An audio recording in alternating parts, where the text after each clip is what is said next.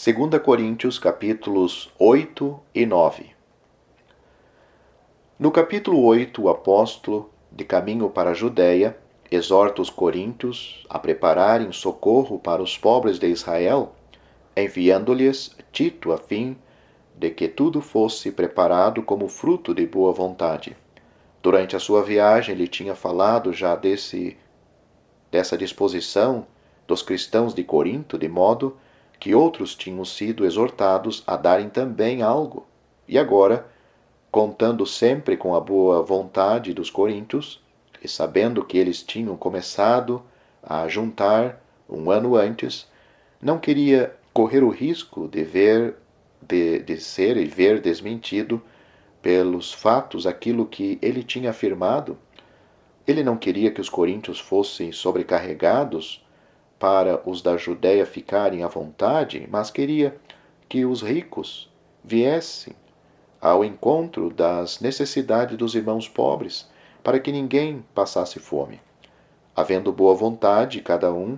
será aceito de Deus segundo o que tem, e nunca segundo o que não tem. Deus gosta que demos com alegria, mas cada qual ceifará conforme tiver semeado. Em seguida, o apóstolo diz que Tito, satisfeito com o resultado da sua primeira visita e muito afeiçoado aos coríntios, estava disposto a ir junto deles para recolher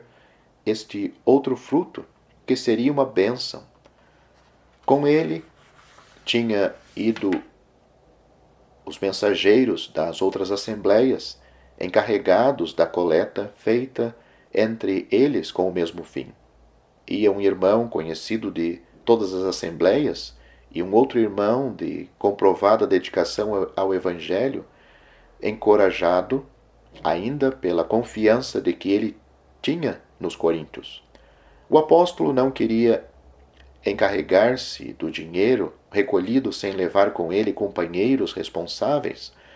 para evitar toda a possibilidade de críticas ou censuras, sempre possíveis em trabalhos deste gênero, tomando cuidado para que tudo fosse feito com absoluta honestidade, transparência, não só perante os homens, mas também perante Deus. De resto,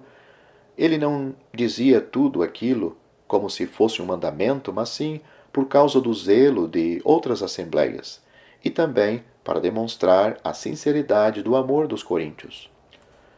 Recordemos que foi esta coleta que deu ocasião de tudo o que aconteceu a Paulo em Jerusalém,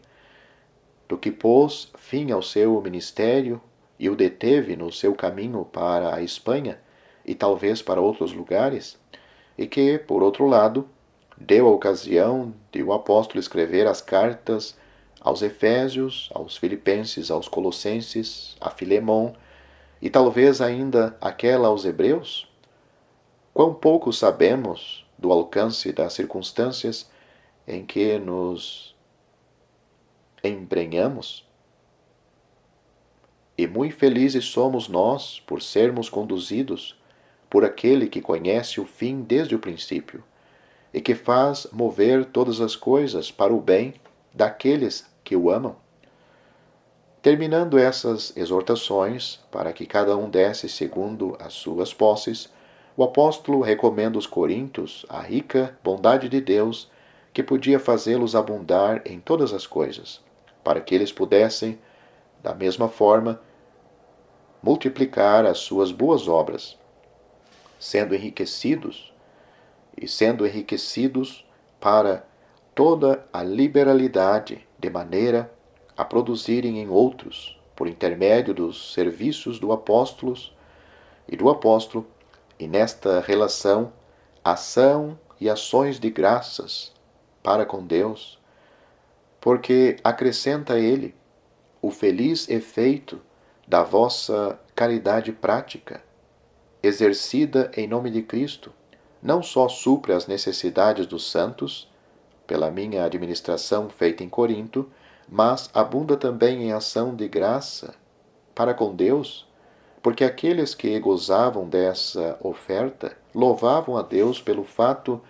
de os seus benfeitores terem sido levados a confessar o nome de Cristo e a agir com esta liberalidade prática para com eles e para com todos?